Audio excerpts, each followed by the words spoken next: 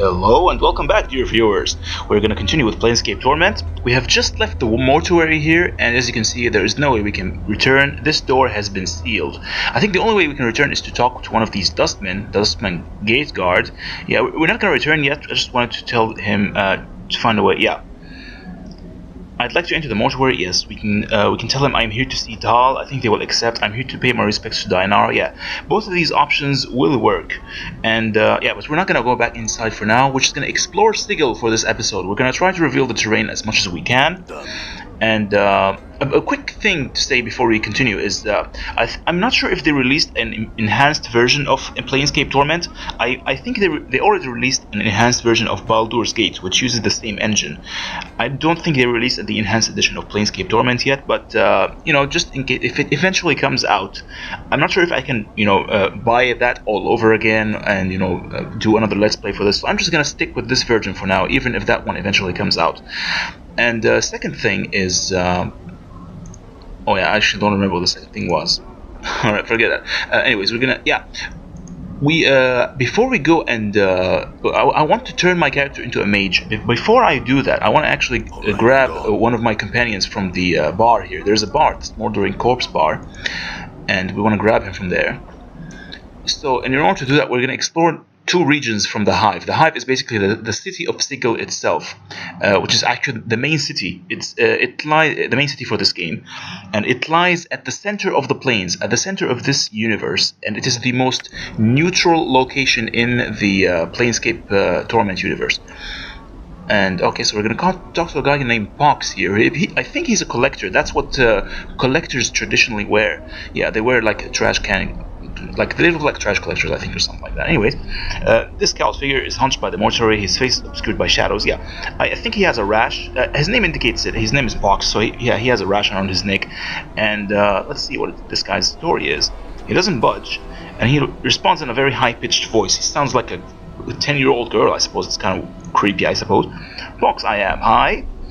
Pox? Yeah, we're gonna ask you about your name here. Yeah, so he just... Basically, their parents named him like that, and his name came true. Basically, he's a pox. He has a pox on his neck.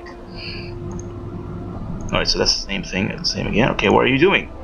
Waiting for debtors. He's waiting for corpses to come. Yeah, and he takes them to the dustmen, and they give him a lot of money. Yeah, it's basically the same story we've heard before. Make them walk. Yeah, which is basically the exact same story I explained before concerning what the dustmen do inside the mortuary. He's saying that yeah, they just take them in, raise them, use them as a cheap labor force, I guess. Oh wait, no, he says something interesting here. Hi, only deader or dustmen go in the gate. They do. You want Pox make you deader again? Again? All right. I think I've met this guy before. Apparently, how many times exactly? Many times. Many times. Hi. So what have you met before? Hi. It means yes. So we met before. What do you know about me? You a deader who don't stay deader for long. Hi. Deal square with Pox. You do. Do you know anything else? You a deader who don't stay deader for... Yeah. So he's basically repeating the same thing over and over. Do you know anything else beside that? Do you know anything else beside that? He doesn't know anything else beside that, apparently. I could tell him to kill me so he can smuggle me into the mortuary. But why would I want him to kill me if I can just talk to the guards and they will let me in? Alright then, how about I pretend to be good? Well, no, I'm not going to pretend to be dead. Just forget it. I don't want to go back anyways. So do you know someone named Farad? Hi, Farad, collector, big name, yeah. Do you know where I might find him? He lives here in the Hive somewhere. Can you be more specific? He lives Fahrenheit. Very hard to find. Okay. Not worth finding? What do you mean? Many hate him. Other collectors. Sharegrave hates him. Not like Farad at all. Sharegrave? Who is this guy? Sharegrave. Big name. Carry weight. Casts long shadow. He does. Okay, so Sharegrave is apparently the boss of Pox. Pox's boss is named Sharegrave. So, where is this guy, Sharegrave? Alright, so we update our journal. That's one of the usefulness, one of the uses of... talking with people. Alright, so he is located in a place called Rackpicker Square, which is to the west.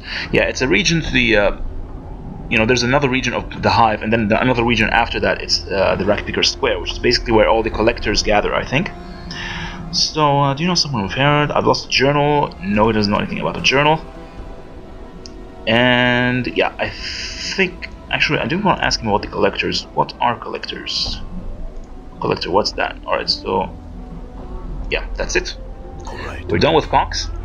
And I don't think we're going to use him ever again, I think, yeah. There's an angry half dweller here who's going to curse at you, I think. I think these curses would be useful for Mort. You know what, before we do that, let's talk to Mort himself. I've never actually done that. I should have done that much earlier. Alright, we can tell him to read what's tattooed on my back again. Yeah, he can read to me what's tattooed on my back, and he's gonna do it. I need to refresh my memory. You can do that all over again as many times as you want. And there was a journal with me when I woke up? No, there was no journal. And you're sure you don't know someone named Farad? And he says, nope, just ask some of the locals. Can you tell me a little bit about Sigil? Alright, so he can explain to you about the basics about Sigil, about the city, its layout, and what it looks like. It's called the City of Doors, mostly because there's a lot of invisible doors. And he's talking about portals, I think, yeah. The city has a lot of portals, and I explained that before. It's basically any archway, any empty open archway can magically turn into a portal if you have the right key. And the key could literally be anything you do, any action or circumstance that occurs right next to this portal. With the intention, actually it doesn't even require intention. Even if you don't do it intentionally, that portal will be open.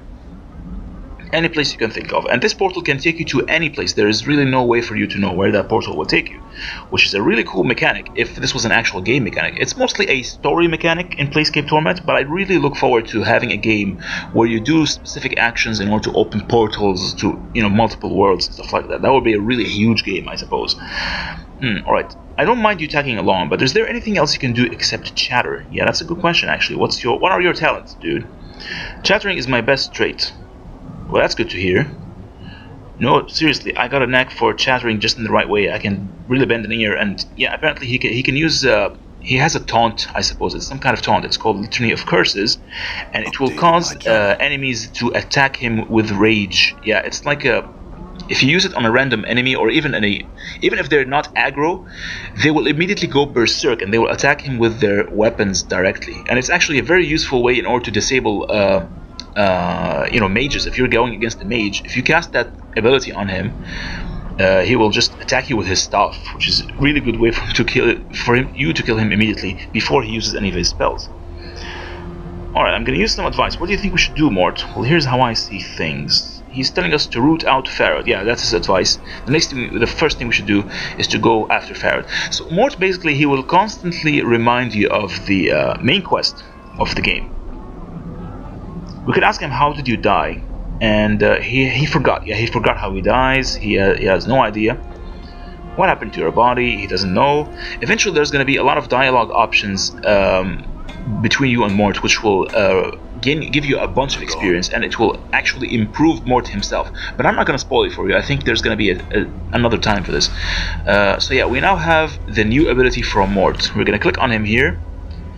Select, yeah, there it is, Litany of Curses. You can use this on anyone, and I know there's a number 1 here, but this ability has no charges. You can use it as many times as you want. It will never run out, and you can even initiate combat with it actually. And it will cause whoever befalls victim to this ability will chase after Mort specifically. They will attack Mort specifically, and that's a really good way for you to disable mages. And basically Mort is a really good tank, so you can actually use him to protect the Nameless one if you need be. Yeah, if you direct all attacks towards him. And this is actually an ability I'm going to be spamming a lot. I'm going to use this ability so many times. Yeah, this one in particular, especially for grinding. I mean, yeah, there's a really cool way for you to grind in this game, and I'm going to show it to you later. There's a hive tout who will give you some information about this about the city. And they're not really that. Yeah, they will give you a copper piece. You give them 1 copper piece from the currency here, and they will give you some information. You could ask them a few questions, I guess. Alright, so they have aggroed me. These thugs, they're random, like thieves and outlaws, I suppose. They will attack you at random. And what we're going to do here is we're going to show you how this Litany of Curses work. Yeah, we're just going to click it there. We're going to look at one of the thugs. Alright, so you see, he went after him specifically. And I think the Nameless one is not really good at combat at this point. He's mostly going to be a mage. Alright, so that one didn't work. Alright, so I'm taking a little bit of damage there. Yeah, that's probably because my... Alright, so now we can attack him. The thing is, I don't have a lot of dexterity, so I'm gonna fall prey to their attacks very easily. Alright, so he's trying to run away here. And that's another useful thing. If you use the Litany of Curses, the Mort's ability, you can also make enemies that are running away from you, they will actually come after you. So yeah, this is an easy way for you to avoid chasing them all over the place. It's very convenient. So what we got here is 2 cloth charms and a bronze bracelet. This is one of the things that it's like a piece of loot that you can sell. I think it's rather inconvenient. I mean, I really wished if this bronze bracelet was just basically a coin. I mean, why do I have to collect these? I mean, it would have been a lot better if they were just plain old coppers instead. But yeah, we're just gonna have to deal with it the way it is. And yeah, so both of my characters actually took a little bit of damage there. I wasn't expecting that. I think there's a really nice quest here that we should get out of the way as soon as we can. Oh, and there's actually a place we can rest here. Yeah, this tomb here. Let's see. Open tomb. So yeah, apparently this is a tomb that is unmarked and nobody knows to whom it belongs. Alright, this is actually... You remember the portal we came across in the previous episode? That secret portal that Vaxis told us about? The guy who is disguised as a zombie? Yeah. So if you take that portal, it will bring you into this area immediately, into this tomb here. And you will come across these items here. Pen's Note and Copper Commons. Let's take a look at Pen's Note here. 0 weight because it's a paper. This note has been written with remarkable penmanship upon the finest parchment. Okay, it's directed at Vaxis. If you're reading this, you have undoubtedly failed in your task and have been forced to use the escape route I arranged. Alright, so apparently this guy named Pen, he's the one who arranged for Vaxis to spy on the Dustmen, and this is where it came from. I have left you some coins, use them to seek a hiding place in the hive, preferably in Rackpicker Square. So yeah, if you want to read this, it doesn't really affect the quest, or it doesn't have a quest to begin with, but eventually you can show it to Pen himself, and I'm not going to spoil it for you. I mean, I'm not going to tell you where Pen is specifically, but we are going to run into him eventually, and yeah, so we're going to keep this. Even though it's not really useful. And I do want to store these. I never really know what they do. I think I might want to throw them eventually. Yeah, that might be a good idea to just throw them away, I suppose. Yeah, they're completely useless. We don't even need them. So I'm going to find a place to like hide them or something. A container of some sort. So you can't buy a house in this game really. So that there's really no... It's not like Skyrim where you can buy a house and store all your loot. Yeah, in this game there's no way to store it, I think. So we're gonna go into this house because there's an important quest in here. It's very useful. Angiar. Right, let's talk to him. This man looks haunted. His eyes are half flooded as if he has had trouble sleeping. And yeah, he's rather troubled gentleman there. And he is really angry. Okay, what's your business barging into my house? Get, or I'll send you back to wherever grave you crawled from. Calm yourself, I had some questions. Alright, so if I actually continue talking to him and agitating him, go ahead and try if you think you have the strength. Yeah, he's gonna aggro me, he's gonna attack me right away. So I'm just gonna leave him behind. Yeah, these options will aggro. So leave without another word, I'm just gonna leave him behind. And I'm gonna talk to his wife there, wife of Angiar. It's an interesting way to use that. They have like dashes between each of the words. Alright. This woman looks to be in her middle years and her hair has streaks of gray. Alright. She is torn between asking you to leave and calling for the man at the table. Yeah, she is about to talk to Angiar and tell him about me. But I'm just gonna try to intercept her here. You would best leave before I call my husband. He won't take kindly to you. Alright. Alright, calm down. I just had some questions. Yeah, she is troubled as well. There's something clearly wrong here between these two people. Oh yes, you would best leave. My husband has not been himself of late, and you must provoke him. Alright, I spoke to him. He is troubled. What's wrong with him? Alright, a touch cough maybe. What's really wrong with him? I think he's done something he regrets. I think he signed one of the debt contracts. I think that's what he regrets. I think I understand what's going on here. The debt contract, remember I told you about it. It's where you, a person signs this contract with the Dustmen, and they give him money in return in exchange for after that person dies, they can use his body in order to turn it into a walking zombie, so they can use it for their cheap labor. And yeah, so you can take money for that. And clearly there are lots of people who are regretting this thing. Angyar is one of them. Yeah, they have contracts that give them right to someone's body after they die. Yeah, it's an interesting concept. They can animate it with their magics, turning it into one of the Walking Dead. So your husband warned you that his body after death. What's the problem? Yeah, it's a very pragmatic way of, talking about that. But I just chose that option regardless. Yeah, the goolishness of the contract. He seems to be very regretful. Can this? Why did your husband sign such a thing? Yeah, he's prideful and he needs the money. All right. So are we gonna try to undo this contract? I've tried. He tried to speak to the dustman, and who was this dustman who your husband signed the contract with? Yeah, I'll do that. This is a cool quest. You're gonna talk to the guy named Gravesend. I think I remember this guy. His name is Mortai Gravesend. He is at the Gathering Dust Bar. Yeah, it's a bar that is specifically for dustmen. And we have updated the journal. All right. She doesn't want me to tell her husband. I will vow. I promise that your husband will not find out. Excellent. So yeah, this way we'll gain a lawful route. We'll be more lawful as a whole. So what is our current alignment? We are currently at true neutral. I look forward to becoming lawful good eventually. And he's chaotic good, yeah. Alright. I'm gone. These are Dabbases, in case you've noticed. I think, yeah. I don't really want to bother talking to these guys. Yeah, they don't have really any specific significance. They are basically the... they're basically the janitors and workers. They follow the orders of this godlike or demigod, I suppose, called the Lady of Pain. Let's see if we have her in our yeah, no, okay, so there is no entry for Lady of Pain yet. She is basically the demigod that rules over the city of Sigil. And she's very powerful. She's incredibly powerful, actually. She's even more powerful than most gods. She manages to keep her city free of gods. And she's rather ruthless. She's a bit of a dictator, but she's not really that... as long as you don't disobey the law, she's a fairly decent person, I suppose. I mean, she's... yeah, she doesn't really kill anyone unless they specifically do something to offend her. Anyways, so here we have a lot of new NPCs, actually. There's a Dabbas, who is the servants of the Lady of Pain. Yeah, she's called the Lady of Pain, the enigmatic ruler of Sigil. I think if we talk to one of them, we will gain the entry for Lady of Pain, because we don't actually meet her. Actually, if you meet her, that you're probably in trouble. She's probably going to kill you. And yeah, we don't get to fight her directly in this game. This is a collector, the guys who collect the trash. There's Dainara, the ghost lady we met before. This is Dal. And by the way, yeah, she claims that you are her love. Yeah, she claims to love you, I think, yeah. The female dustman, the male dustman here, yeah, they look horrible. I mean, look at this. Look at that hair.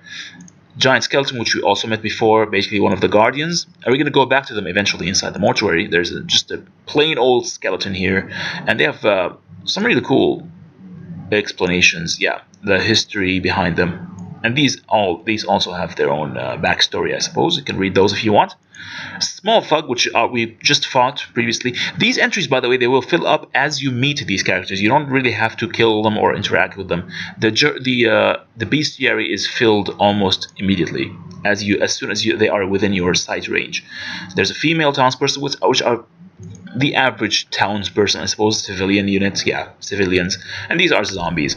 All right, so we're gonna meet more and more eventually, and I might want to refer to it. Then again, you should probably do that yourself. Let's talk to the Dabbas here, just because I want to get the Lady of Pain inside the bestiary. Alright. They don't speak to you directly. They use symbols, and they communicate with symbols, yeah.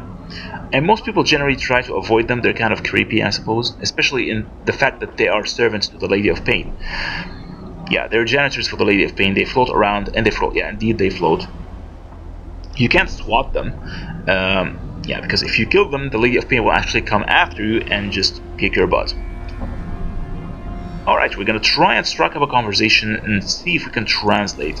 And we gain 1,000 experience for that. I shouldn't have done that, actually. I should have probably left that until I become a mage or something. Maybe you can help me. Can you tell me about the Lady of Pain? Okay, just looking at the ghostly image makes you uncomfortable. Yeah, he shows a metallic female mask with blades coming out of the sides. Yeah, that's kind of creepy, actually. So what are you doing?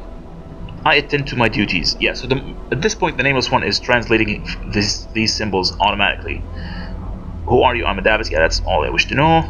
We're just gonna leave you behind. And I think the entry for Lady of Pain should be in our... Yeah, there it is.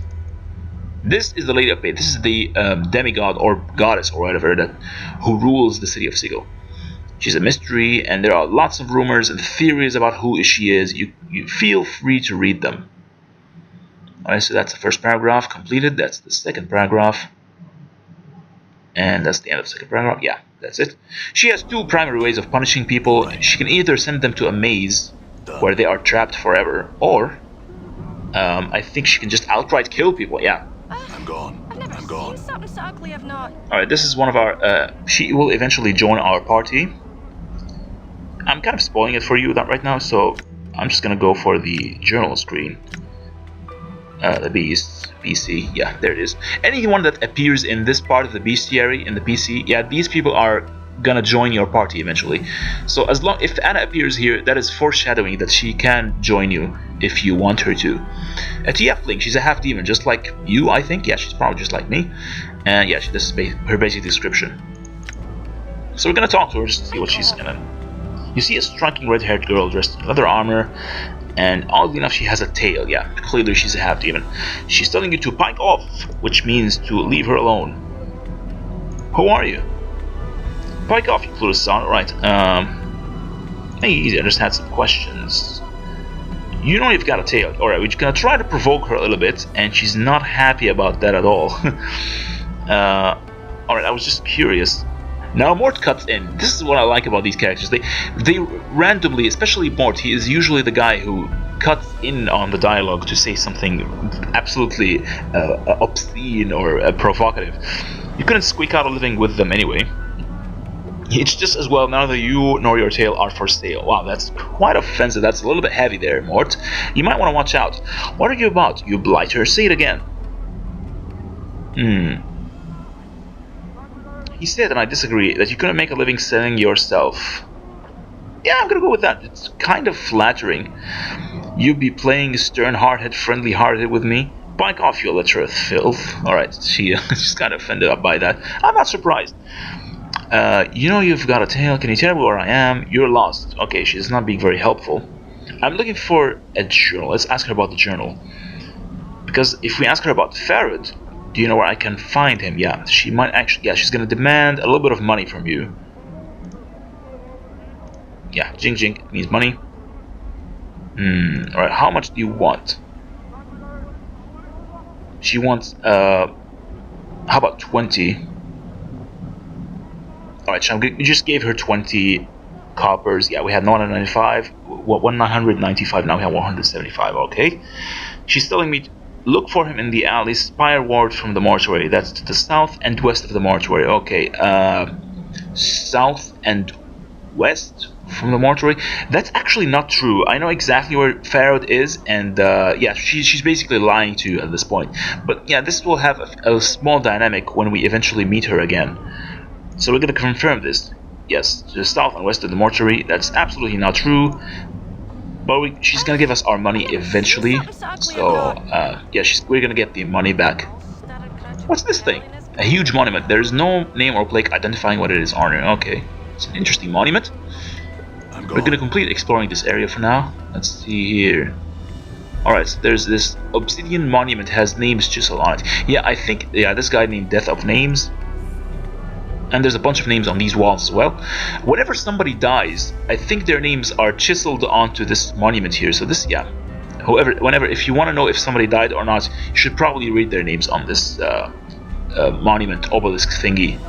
Quentin, who are you, Mr. Quentin? Alright, he's in middle age and he is staring at this huge monolith. Alright, so could you tell us what it is? It's called it's a tombstone for the plains, a graveyard of names. Whenever something with a name dies, you can find the name here. Tombstone for the plains. Alright. Did Dusty scratch the name of the dead on this monument? Yes. What are you doing here? He is trying to memorize the names, I suppose, searching for new arrivals, and yeah, it's just something he does. Yeah, okay, so the Dustmen apparently really care more about the dead than the living, and And they come to this place, they're not mourning the dead, they're mourning the living, apparently. Yeah, they want everyone to reach the true death, and they're very sad about the fact that most people can't really reach that true death. Ever know anybody who came back after the name was put on there? Yeah, myself, most likely. The only problem is I don't know my name. If I knew my name, I would probably use it to check, to see if it was ever penned there or something. You mean come back from death? Not a one cutter. Everything that lives dies, and that's the way of things. Alright. I'm gonna ask another question. Alright, so he doesn't have anything more useful to say. Death of names. You see a dustman with a crooked smile frozen on his face, and yeah, his right arm is shorter than the left. He appears to be slightly handicapped here. We're gonna talk to him. Name. He says the word. It sounds like the tolling of a bell. Yeah. So no name can't help you. Need to give a name if you want to see where it's died. Okay, so he knows the exact locations of all the names recorded on this tombstone. We're gonna try and Dayanara, which is the one we met previously. Alright, Dayanara. Examine the spot he's pointing at. He will see it's buried. Yep, indeed. It is. He showed us exactly where it is. We can't see it ourselves. I had another name. Let's try Doll. Not buried here. Not time. Oh, he can tell if people are still alive as well. That's an interesting fellow there. Let's try another name. Adon. This is actually really interesting. Nameless one, he will. This is the name he invents for himself. He calls himself Adon. Whenever somebody asks him for his name, he can use this name in particular. And I think if you use it enough times, something really cool will happen. I'm not gonna spoil it for you, but I will show it to you. It's kind of funny when it does happen eventually. All right, Adon. Not dead yet. That name is not buried. Alright, so either there's someone out there in the universe whose name is Adon and he's not dead yet, or it may actually refer to me. We may never know. Can you bury a name for me? Yeah, so we can try the names originally buried, but I don't think any of these are going to be buried because Quentin is right there, and he's actually asking me for 3 coppers. He wants to take my money, so no thank you. I'm gone. He is going to be useful for a quest eventually, so we're just going to keep him around. Elderly hive dweller. We're gonna talk to her. Here we go. Because I think she. The thing about Mort is, his litany of curses, the ability to taunt people into attacking him. Yeah. If he hears you, if he overhears you speaking with someone, and that person uses a really complicated insult, Mort himself, his ability will become stronger. He will be able to taunt people more often. He will use it. His ability becomes more powerful. He can taunt more powerful creatures. So yeah.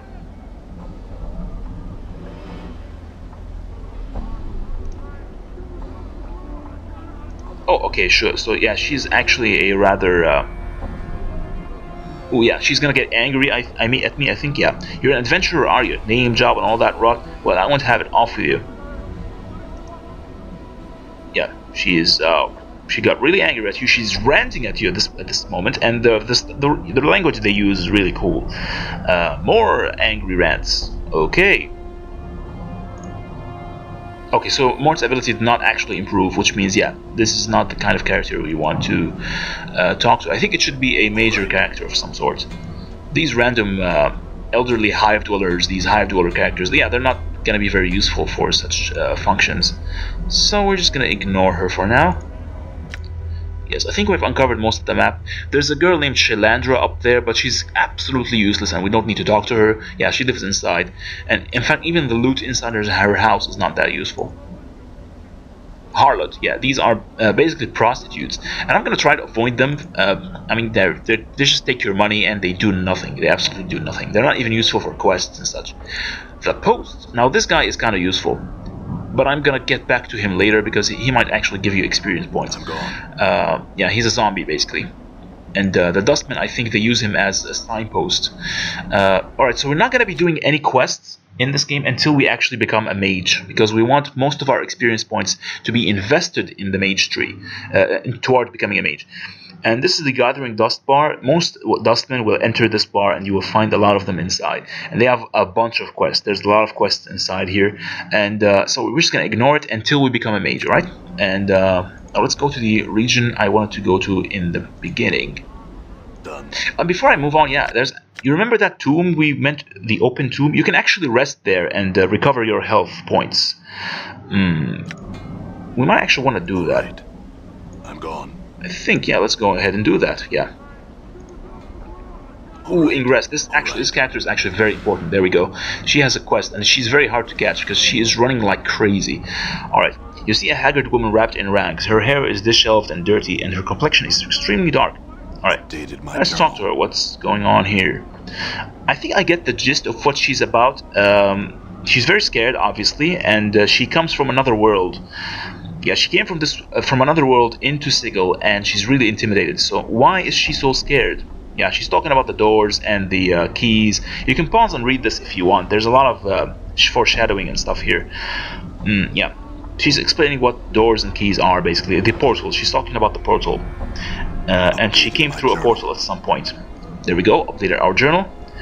And she is trapped in the city. She came from a home, from her previous world, and she doesn't know how to go back. She doesn't know the exact portal that will take her back to her home. So how did you get here? Came from a place else from here, almost a life ago. Alright, she must have been a really young child when she came here first. And she describes the exact portal, what it looks like. Basically 2 crossed trees. She stepped through that portal and it came here. Alright, so why can't you go back? She tried. And she tried so many times that she is actually afraid of going back through a portal. I think she may have entered a portal that took her to some kind of hell world, some kind of the plane of fire, or some kind of a place with lots of demons or something, and she was really badly hurt, as you can see from her stuttering teeth. And yeah, she has burnt areas on her body. Alright, if you got here, there must be a portal that can take you back. It's only a matter of finding it. I'm gonna try to be a good person towards her. Yeah, her teeth are chattering, rattling, and moving around. I think her teeth have a mind of their own. And there's actually something very interesting about her teeth. But I'm not gonna spoil it for you for now. She hisses at you. Only takes one portal you step through to drive the fear into you. Yeah, she's very scared. She's not gonna drive into any other portal. I'm sorry, if I can find some means to help you, I will. Alright, so I think we have a quest here. Let's take a look. Find a way to help Ingress. We need to find an experienced plane walker, somebody who has walked through many portals, a person who travels through the portals, or who is experienced in that line of work. And I think I have found just the right person. But again, I'm not going to fulfill that quest just yet. I'm going to delay that until we become a mage. And before we become a mage, I'm going to grab our first, or actually, yeah, second companion after Mort. He's going to be inside this smoldering corpse bar. Yeah, I think this is the largest bar in Sigil. Smoldering corpse bar. Why is it called the smoldering corpse bar? Because of Ignis. This guy, some kind of Human Torch character here. Yeah, except he is much more disturbing than the Human Torch. Let's see, the beasts. Ignis. There he is. A burning man in the smoldering corpse. And there's a history between you. He's a character who can actually join you just simply by the fact that you can see him here. Now, I think he's a mage, so we're not going to be using him because I am a mage, and so I don't really need another one. Especially since, yeah, this guy. This is the one I want. His name is Dakkon. He is half mage, half fighter, and he is extremely useful. We really want this guy to be with us. He can actually train you to be into a fighter or to be a mage, and I'm going to explain that later. But first we're going to talk to O here. This guy's name is O, or maybe it's Zero, I'm not sure. Right, you see a man standing stock still. Alright, this guy is really interesting, and he's kind of conceited to some extent. There's something inhuman about him. There's something absolutely abnormal. I highly recommend that you read what it says. The description of this guy is absolutely horrifying, absolutely beautiful. And the way he talks, the thing he says, just amazing. It's too bad he's gonna disappear. Do you know me, stranger? As he opens his mouth, you get that feeling of eternity again. Inside his mouth, you see no tongue, no teeth. It's almost as if this man were a shell surrounding an illimitable expanse. I have spoken to you before, and you always forget. Yeah, this guy, he's basically like some kind of a portion of infinity of some sort. I mean, how they ever thought to design this kind of character. It's just amazing. I really wish I had this kind of writing skill. Alright, your endless quest to discover yourself ends always in your amnesia. You draw close to the truth and recall. I think he knows more about me than I... Okay. Who are you? I am O. For some reason, when he speaks his name, it sounds like he's speaking of much more than a single letter, as if he is speaking of his name contained untold possibilities and nuances. No human tongue could ever create such a sound. Holy smokes, do I love that kind of description. If you're a person who likes reading books and stuff like that, you're gonna absolutely love this kind of writing. So, what are you? It is my name. It is the name of a portion of eternity. I am a letter in the divine alphabet. So he's basically one of the fundamental components of the universe, I suppose. He's like a concept or some kind. Yeah, he's like some kind of philosophical or fundamental natural concept. A letter in the divine alphabet. So what does that mean? The divine alphabet is written in the name of everything that exists, from the seed at the heart. Okay. Alright, so it's get a little bit more complicated. There's a lot of metaphysical stuff here. Before we ask him more about himself, I'm gonna try to ask him about Farad. Nearby, that's all he can tell me. He's gonna tell me that he is nearby. You will find him in the hive under a veil of secrecy. And that's absolutely useless. What about the journal? You will find it, as well as the man you seek. So yeah, he knows about Farad. But he's not gonna tell me more. Alright, we're just gonna ignore him. Can you tell me about the patrons in this hive? He is not very interested in the people in this hive, and ask him another question.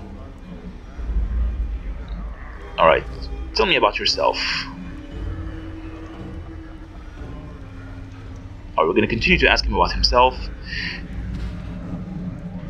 What are you doing here? I am watching the ebb and flow of mortality. Okay, we're going to try to fill up our journal as much as possible. Tell me about the great beyond. You would not understand. No mortal could possibly could. It is beyond your comprehension. Okay. I think there's a way for him to... I think you're entirely crazed. I'm gonna try to...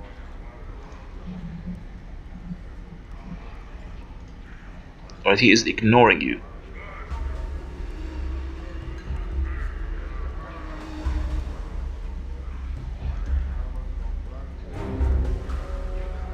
Alright, yeah, this is the question I was looking for. This is very important because he will actually improve you in some way. Then that means you know all the secrets of existence, doesn't it? I know parts of many of them. Without a connection to my brothers and sisters, I am but a letter.